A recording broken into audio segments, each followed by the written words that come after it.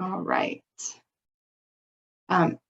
Some housekeeping things. So other than the recording, I want to make sure that everybody knows that they can turn off they can unmute and ask questions at any time. Feel free to jump in. We have a much smaller group today, so it'll be a lot easier for us to have a real Q&A discussion.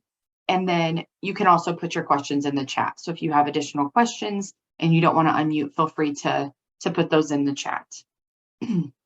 All right, so this is our summer squad.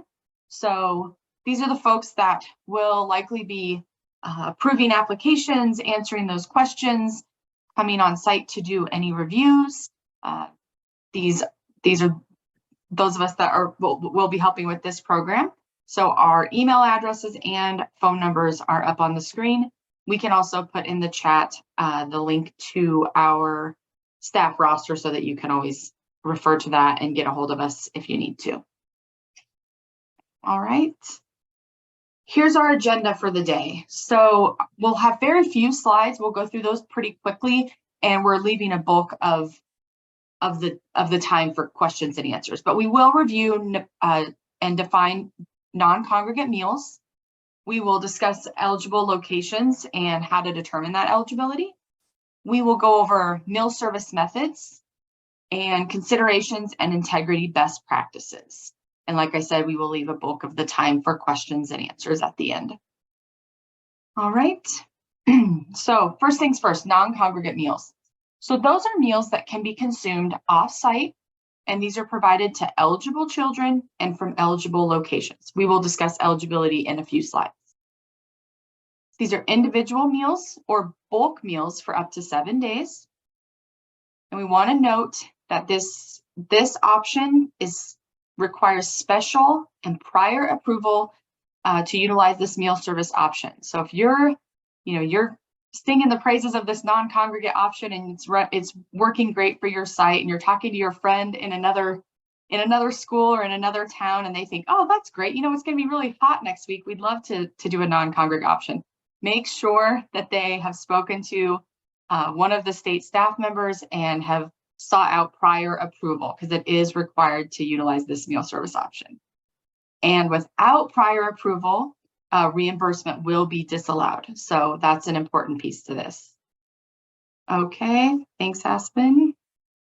All right, first discussing eligible locations. So of course, the rural option, as it is aptly named, must be in a rural location.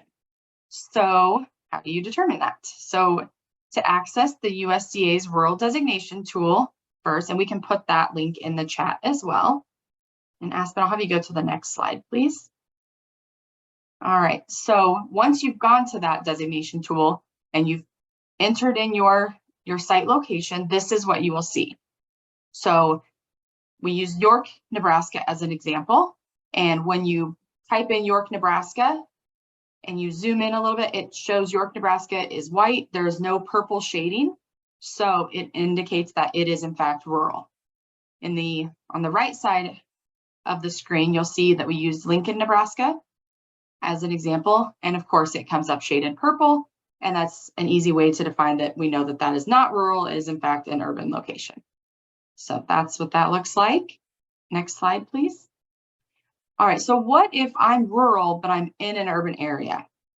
So we use the example of Lincoln, Nebraska, and when you zoom out a little bit further from Lincoln, Nebraska, you can see that there are some areas that are shaded purple because of their proximity to Lincoln, but that might be what we would consider rural. So in the first example, Seward, you can see on that is shaded purple, but we know living in Nebraska that Seward is in fact in a rural area. On the right side is another example, Elba, Nebraska, which some people might know is close to Grand Island, which is considered an urban area, or they have some of those white shaded areas, purple shaded areas, and Elba comes up as shaded purple, but again, we know that that is rural, but it's just close enough to one of those urban areas that it's being shaded that way and designated that way. So if you have any questions or you're wondering, is my site eligible? We feel like we're rural, but we might be close enough to an urban area, or you're looking at this map and it's showing you as urban, please reach out to one of the summer squad members and we can work through that and and help determine. We're using some state discretion there at determining what this looks like. So if you have any questions, feel free to give us a call, reach out to us. All right. Area eligibility.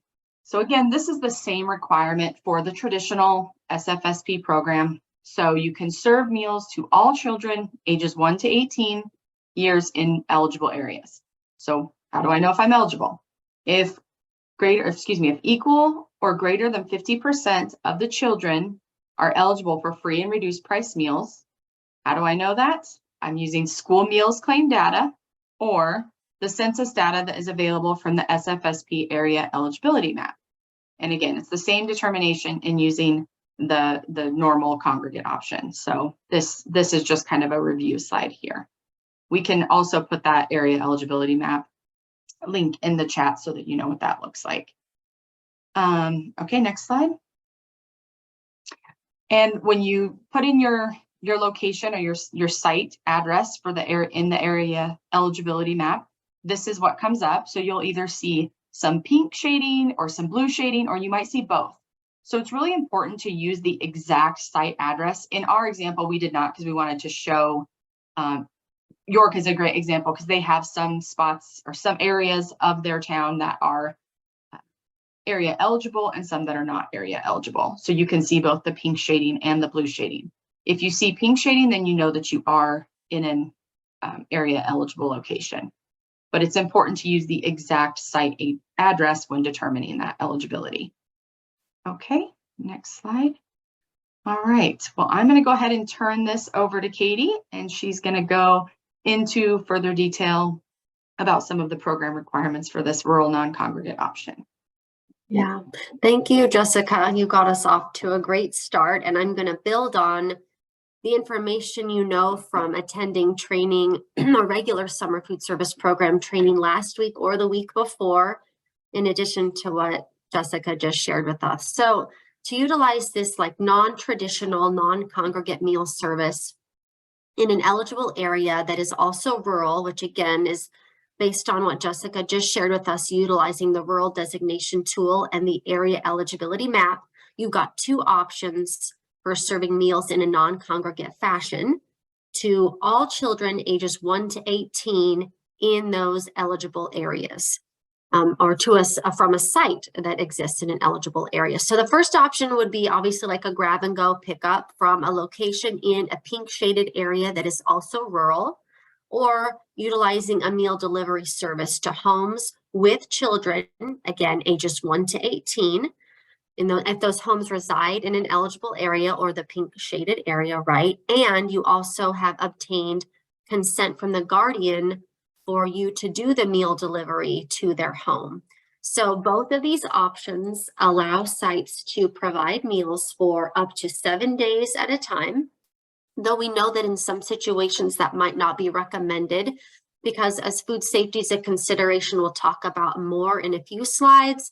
You know, not everyone has the required space to keep food safely for 7 days. That would be a lot of food in some cases, depending on, of course, how many children reside in the household who would receive meals if a meal delivery or distribution of meals for 7 days was used. So those meals can be provided either in a unitized way, like individual sack breakfasts and or lunches, where the sack lunch contains all of the required menu or meal items that, again, you learned about if you attended one of the two previous more traditional summer food service program trainings a couple of weeks ago. And sponsors also have the option to utilize more like a bulk meal service, where if you identify the number of half pints of milk you would need to provide in order to provide meals to a child for 5 lunches during the week and 5 breakfasts during the week. If you choose to provide both of those meal types, of course, you might find that providing a gallon of milk is a more reasonable way to get those food items to those children and provides like another reasonable option that accommodates refrigerator space in the homes to which you're doing a delivery or offering a grab and go option. So both of those are allowed and available. And we'll talk more about some of the specific considerations for each of those meal service options here in a few slides. So again, in areas that are eligible, they're pink shaded and they're rural, you can serve meals to all eligible students living in that area or from sites within those eligible areas. Now, schools and nonprofits also have the option to use the non-congregate meal service option in areas that are not area eligible, or from locations that are not area eligible. So these would be, of course, rural. Still, they have to be rural, but you can identify specific children eligible to receive free or reduced price meals if you want to serve meals to folks living in a location that is not shaded pink in the area eligibility map. So again, you have the option to use the non-congregate option, the meal service option, but provide meals only to children ages 1 to 18 who also qualify for free or reduced price meals. So if you're a school considering this option, you obviously have a list of enrolled students at your school in the school year that we're in. And for each of those students, you likely have, you would be able to easily identify which ones are eligible for free or reduced price meals because they either submitted a meal application identifying all of the people who live in the household along with the total household income, or you might see those students in the direct certification match list. So obviously that covers all of the students who are school age and enrolled in your school. If younger children live in the school, non-school age siblings, for example, or just other members of that household, you could also extend these free and reduced meal benefits for the purpose of providing meals through the summer food service program to those younger children who are not yet enrolled in school. So the same qualification that you would use in the school meals program still stands for offering meals to those eligible students who reside in non-eligible areas for the purpose of providing non-congregate meals through the summer food service program. So non-school sponsors, I think we have just one or maybe two of those in the meeting today, do have two options to be able to utilize this non-congregate meal service in rural areas that are not area eligible. Ask those households to complete a meal application, and we do have one of those available specific to the summer meals program, available in the forms and resources section of our summer food service program webpage. Or you could enter into an agreement or a memorandum of understanding with a school that children in the area you wish to serve attend, agreeing to confidentially share this meal eligibility information from the school with the nonprofit organization wishing to do the non-congregate meal service option. So that outlines, I think, how both a school and a non-school type sponsor would gain the necessary documentation for children who you wish to provide meals to. And you can go to the next slide, Aspen. So the methods of meal service utilizing the non-congregate option are very similar, whether you're in an eligible area or a non-area eligible location. You can utilize the grab and go, where the children show up, maybe with the parent or without, kind of depending on their age and where they live, if they need transportation from a further distance to get there. But you would be able to see and know, in most cases, if the folks you are providing meals to are eligible for meals. And in a non-eligible area, you would have a roster of eligible students. Keep in mind that you have to be able to demonstrate that each site you operate meals at follows all of the requirements for the program. And we need to see a roster from you of students you've identified, children rather, not just students, children you've identified who are eligible to receive free or reduced price meals, and tell us how that determination was made, right? Might be through a meal application. It might be through sharing information from a school that made that determination during the school year. And for schools, it could be through utilizing the direct certification process to identify those eligible children and students. The same is true for utilizing a meal delivery option, and you must pick one or the other. You can operate either the grab and go or the meal delivery option for each site that you choose to use this option for, right? And you could also do these in a combination of a congregate meal service on 1 or 2 days of the week, for example, and provide the grab and go or meal delivery on the days you don't do a traditional congregate meal service. But that meal delivery in this situation requires, of course, the assigned guardian consent, just like it does in the operation of these kinds of sites in eligible areas. But again, you're documenting exactly which children are eligible for free or reduced price meals. You're reaching out to those households to see if they want to opt in to receive this kind of meal service. So again, this requires both of these in a non-area eligible location, require that individual student eligibility documentation.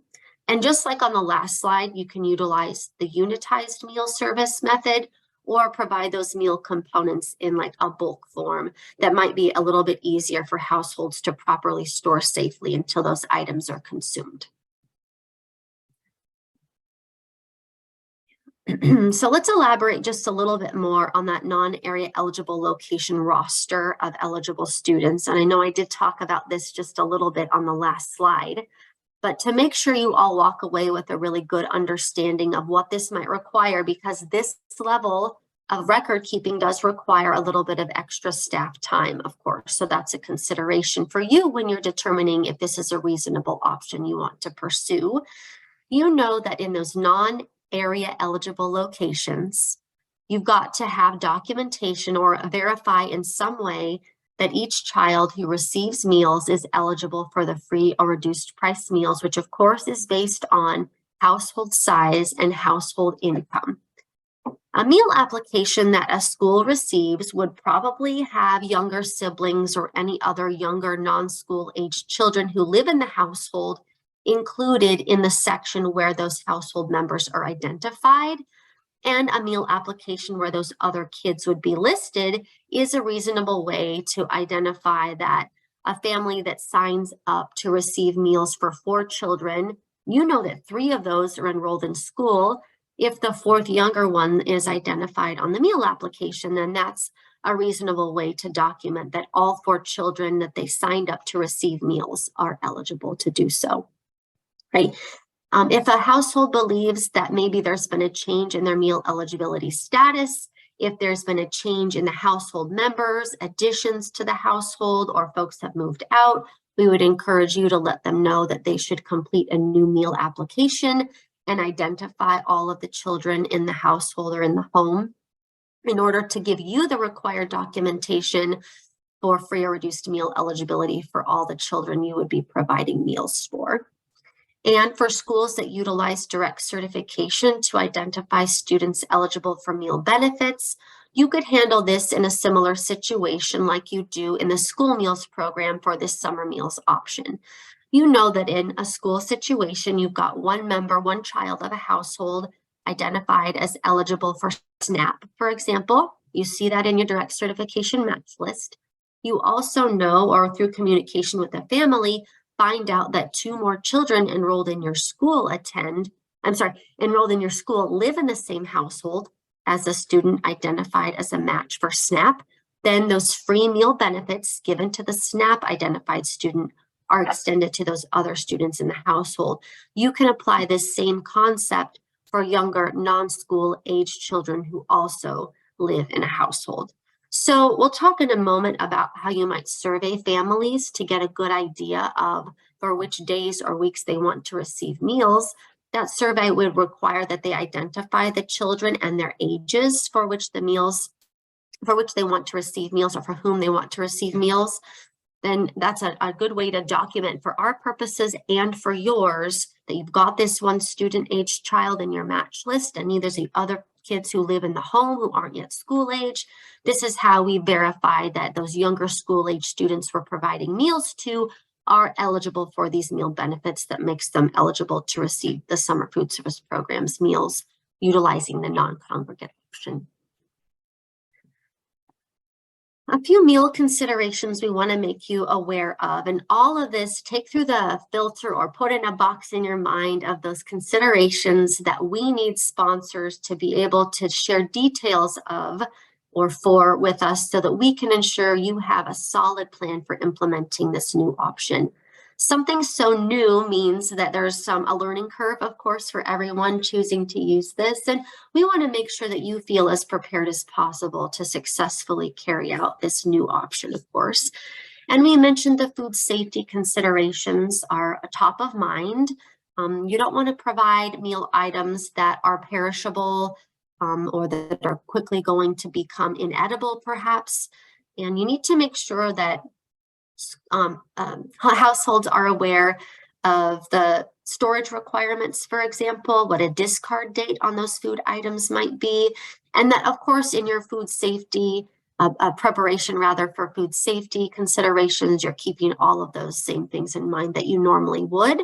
Minimizing time in the temperature danger zone is a great example of something you need to be considering when it comes to food preparation, how long you're offering a grab-and-go meal service, whether or not you've got cold holding if necessary during that grab-and-go time, and also considering how long your meal delivery route might be, if that's an option you're considering, and what kind of storage you need to make sure is available for those foods when you're delivering or for the duration of that meal service delivery route. Some menu items you serve or some meals you provide, especially the unitized type, maybe more especially the unitized type, might require that you provide instructions for children on maybe what makes a full meal, right? It would be a cup of milk, 2 slices of bread with this little individualized container of peanut butter, and an apple and the carrot sticks, in your bag. For others, it might mean that there are some items that can be warmed, but don't necessarily have to be warmed to be safely consumed. But if that's the case, your bulk or unitized meals should also provide preparation instructions for children. And that should be pretty simple, right? Simple instructions that a kid could definitely carry out safely. Obviously, don't provide menu items that require use of an oven or stovetop or even knives. So keeping those kinds of considerations in mind, I think, should be top of mind for the meal items you offer, and providing adequate instructions can be really important too.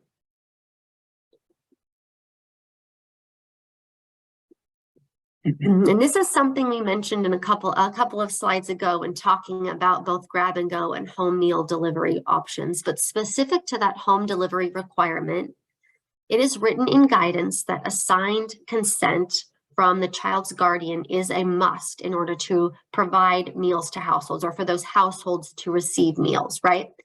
This could be a paper form, a hard copy kind of thing, right? You could email these consent forms and request that in order or before meals can be received or distributed to them, that they have to respond somehow. It could be an electronic form that you utilize to maybe weekly sort of get an opt-in to receive meals.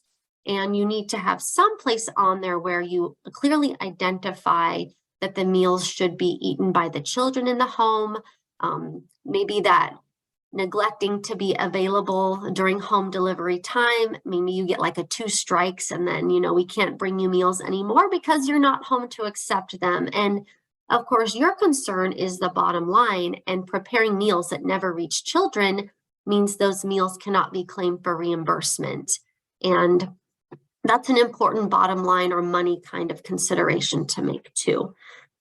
You just need to know too that someone, doesn't necessarily have to be a child in the household, but someone must be present to receive the meals.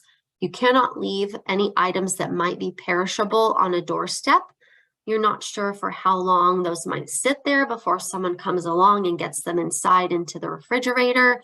So remember, don't leave meals if no one is there to accept them. And even if you prepared the meals and attempted a delivery, if you didn't leave the meals because no one was there to get them, that does not mean and cannot mean that you claim them for reimbursement. So even if you prepare meals with the intention of getting them to households with children, if no one's there to accept them, therefore you cannot leave them, those are not meals that should be claimed for reimbursement. So some of this goes back to what we learned a couple of weeks ago in one of the 2 training options for just annual basic training in the program. When you're completing a meal count sheet utilizing a home delivery option, you're not going to just say, oh, I put 45 meals in the meal delivery van, I'm going to claim those 45 meals, right?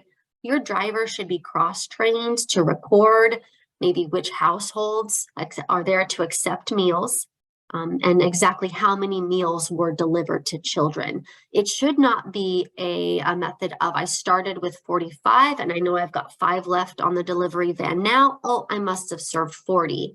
It still needs to be that point of service meal counting method that's employed in this situation, just like it would be in a traditional congregate meal service. A couple of considerations that we want to make sure you're aware of as far as information that you should collect on the guardian consent form includes household contact information, including the name of the guardian, right? The delivery address at which they wish to receive the meals. You would also want to know the number of eligible children in the household.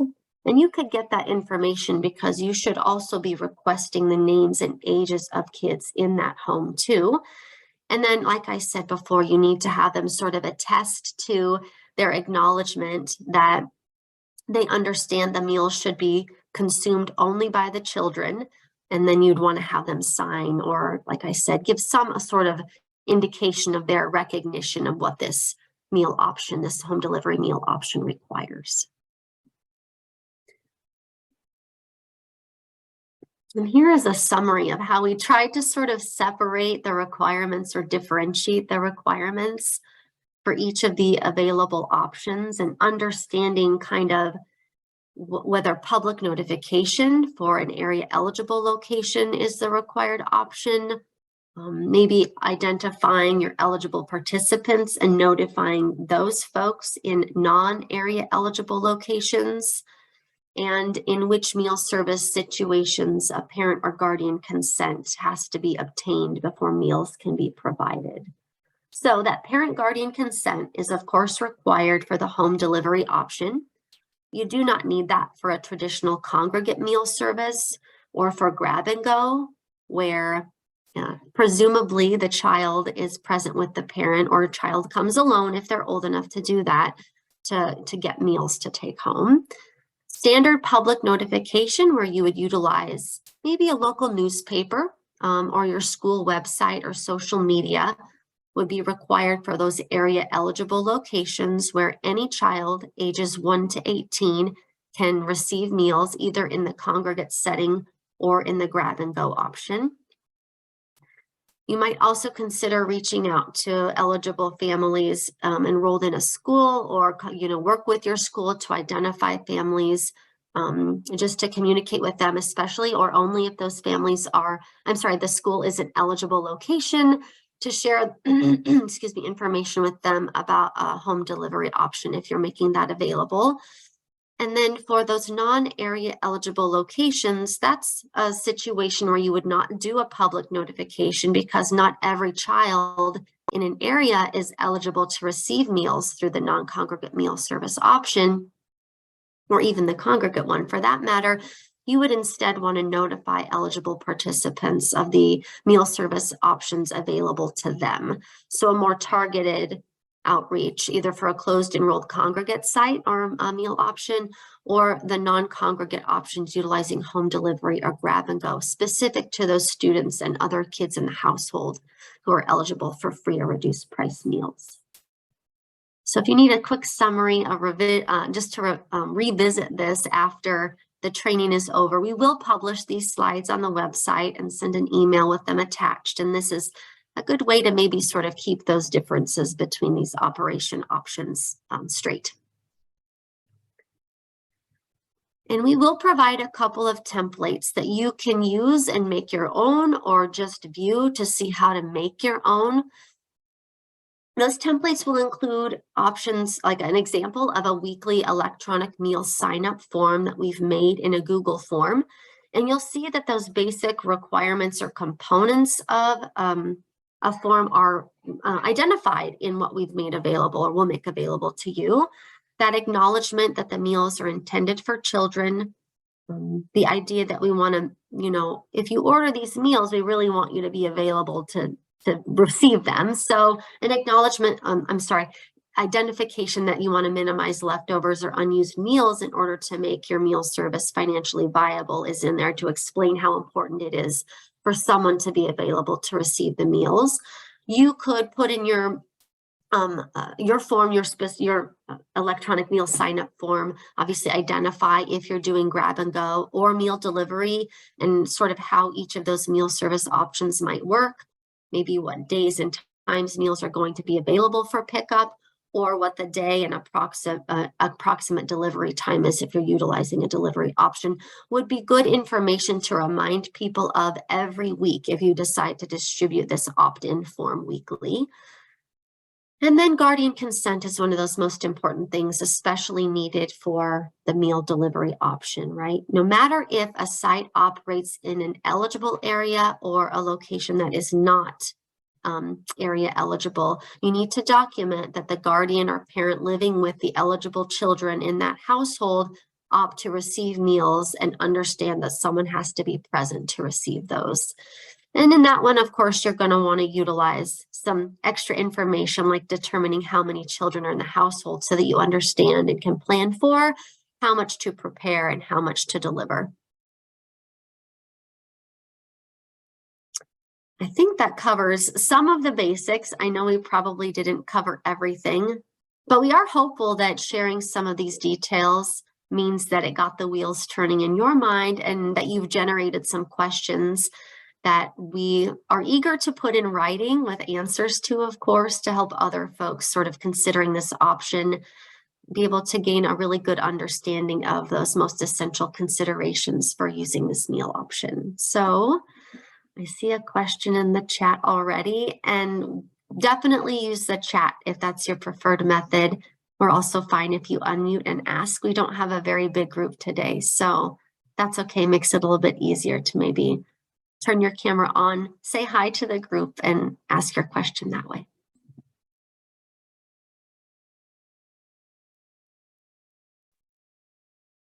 I see a question from Gina, and Jamie has the same one. Yeah.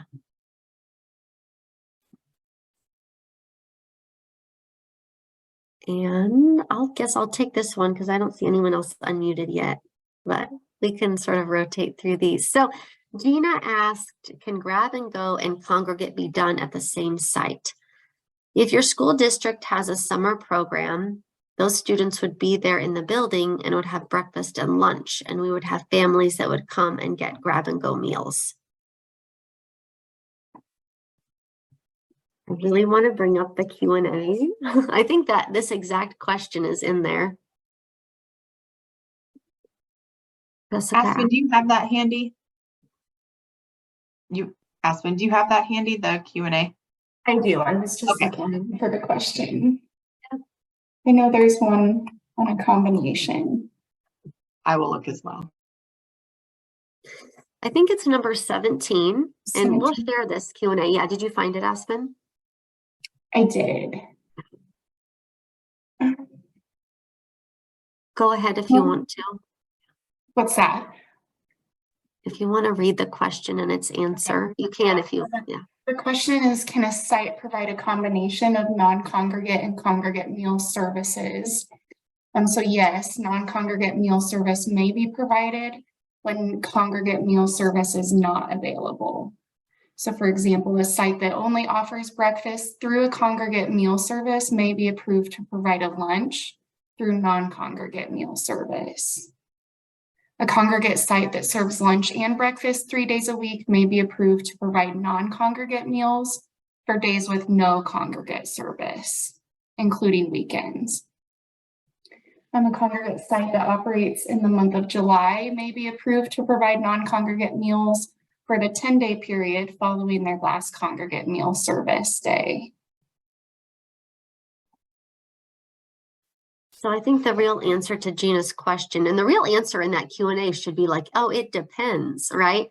There are some situations where you can offer sort of like a hybrid or combination type of method. But if you're doing on-site congregate meal service every day during which you hold the summer program, then you could not also offer those same meals on those same days in a non-congregate fashion.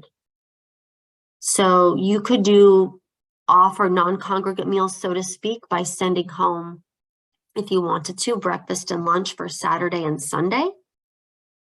But you can't do the on-site meal service for the summer program, Monday through Friday, and also send meals home from that same location. I hope that helps make some sense. Aspen, Laura, Jessica, anything you'd add to give clarity to my answer? No, I think that was great, Katie. Hopefully that gets It depends. It depends, yeah. Yeah.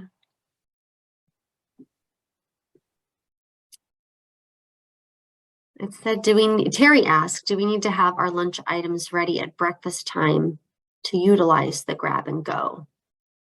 I don't think you have to, but I guess I can see that maybe you'd want to if it happened to mean that you were able to, I guess, serve more lunch meals because the kids are like already there instead of they would leave after breakfast and have to come back for lunch to get their grab and go lunch.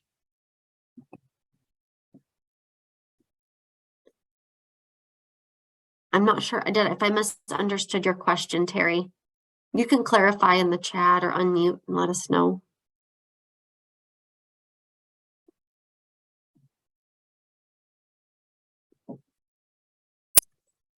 And I think Katie asked a really good question that I did not cover well in the slides. She asked, are children required to be present for meals to be picked up with the grab and go approach?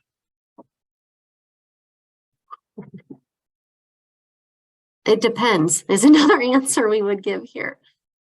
I think it depends so much on the community size and the operator of meals in the community.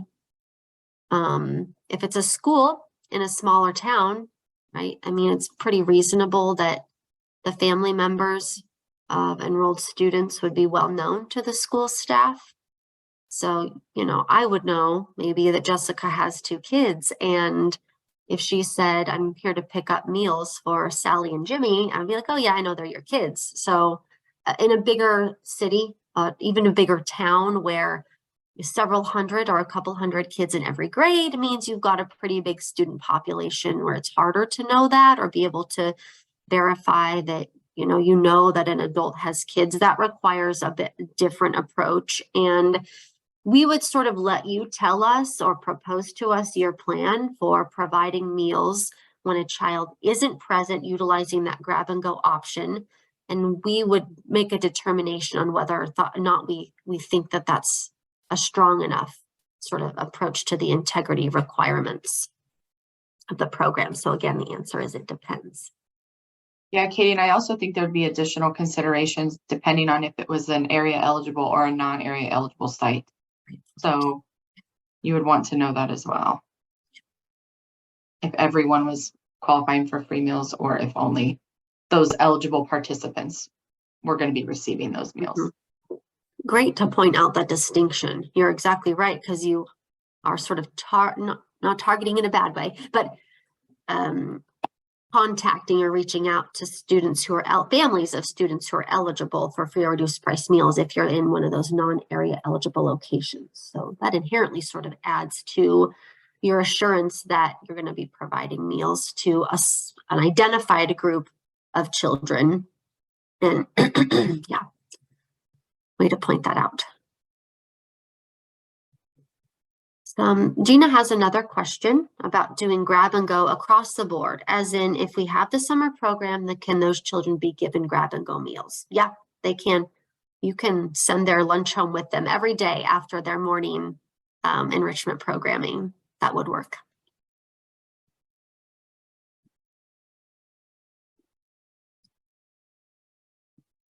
Chris has a good question. If they're serving on Monday through Thursday, doing breakfast and lunch on site, if a child comes to eat lunch, can we send home a meal for their brother who normally comes to eat?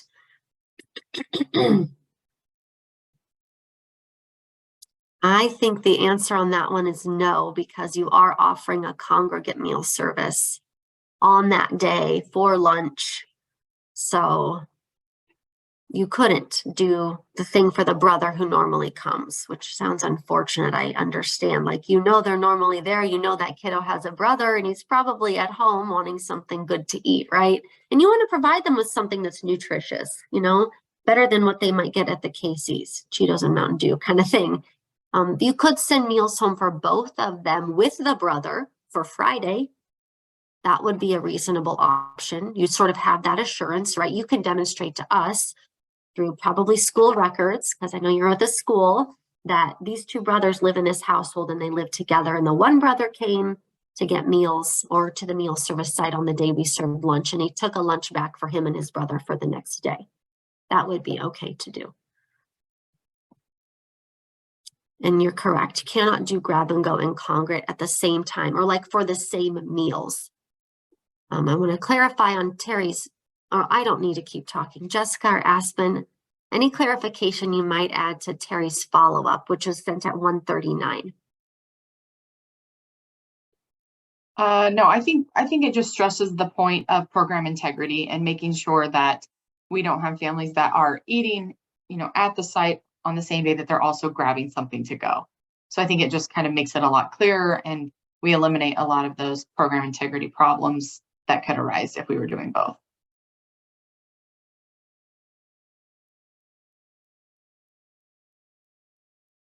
I'm going to drop the policy memo that we've referenced and definitely read at least one question and answer from in the chat. If you want to open it before you leave, and hopefully that will work and you can see that, then like I said, we'll send it out and make sure it's on the website with the other non-congregate information. But just want to make sure you have quick access to it if you need it. And one thing, I guess, having thought about Terry's follow-up is you can do the hybrid congregate, non-congregate, as long as you're not doing both of those on the same day, right? You have a congregate meal service on Monday, and after they eat lunch on Monday, for example, you send their lunches home for Tuesday and Wednesday. You offer a congregate meal service on Thursday where you do some side activities, something enrichment like, right? And then when they leave, you can send their lunch home with them for that same day. That would work too, right? I think someone asked the question, or have them eat on site the day of the enrichment activities and then send the meal home with them for Friday. So that's sort of, I guess, the workable hybrid option where a site technically would utilize both, but would not utilize both congregate and non-congregate for meals intended to be eaten on the same day. I hope that adds a little bit of clarity. And you put something in the chat, Jessica. Yes, I just wanted to point out, we put the attendance form for today's Q&A in the chat, so you can just copy that, or you should be able just to click it right from there, and it should take you to a Google form where you can fill in your information, just so we get everybody counted for attendance today. And Katie's asked a really good question that in hindsight, I should have put a picture of this meal service form on the website or up in the slides somehow. I'll try to find it really quick while I... This one. Aspen, I can't recall if I've sent this to you. I don't think I have. So I might share my screen so I can display this. Okay. If that's fine. Thank you. This is and I got to go back and read Katie's question so everybody can hear it. She asked, if you provide meals for 5 days using the grab and go like pickup method, right? Would the sponsor need to conduct a daily meal count for each of those 5 days? Or would it be a weekly meal count sort of in that situation? And I think it'd be more like a weekly meal count, right? You're doing one point of service meal counting sheet every time you serve meals to kids. And we modified what's probably kind of familiar to you, that tally sheet that we use for counting meals. And most, I think, sponsors in Nebraska use this one, where you've got all that traditional information at the top. The modification we made was to this section right below where you make your tallies for the meals you serve to kids. The first meals, I should say, you serve to kids, not seconds. And you wouldn't provide seconds in this situation, I don't think, anyway.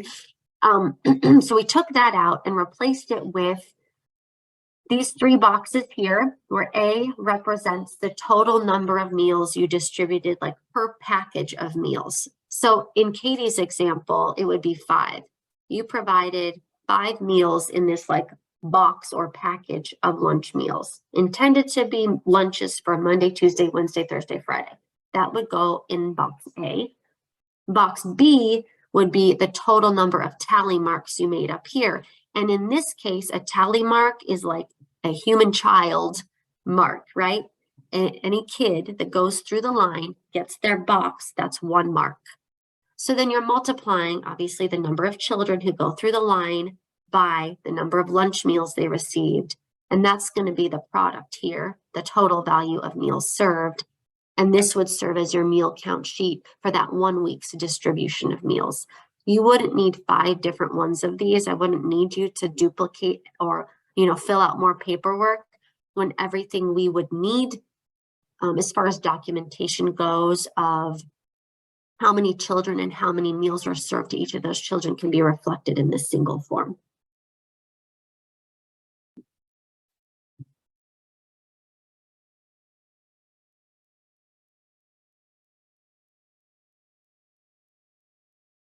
Any other questions related to that? You would still do production records just like you normally would. And presumably each of your days of lunch, again, if you're distributing meals for more than 1 day at a time, each of your days each lunch would be different, right? Or most cases, you're not going to repeat the same menu for all of the days of the week. So each day would have its own production record. You'd indicate those menu items, what the serving sizes were, how much of each of those menu items you used to prepare, for example, 50 lunches. Yep.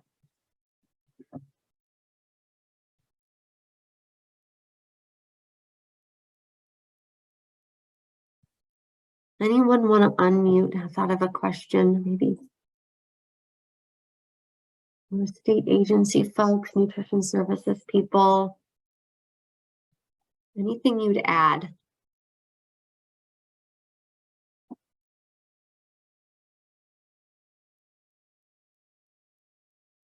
No. I'm not seeing any further questions. I just want to remind everybody again to fill out the attendance record. If you're having any problems, let me know. It looks like we started to get some responses there, so it must be working the way it's intended. And I'm not seeing any other questions, Katie. Okay, good deal. Jessica will send out a follow-up message with the resources we mentioned today, a couple of those templates that we will have put together later this week. We'll share a recording of this training along with the slides that we covered today too. And then any adjusted sort of master copies of records that you might use, like the meal counting form that's been adjusted, will be provided to you as well.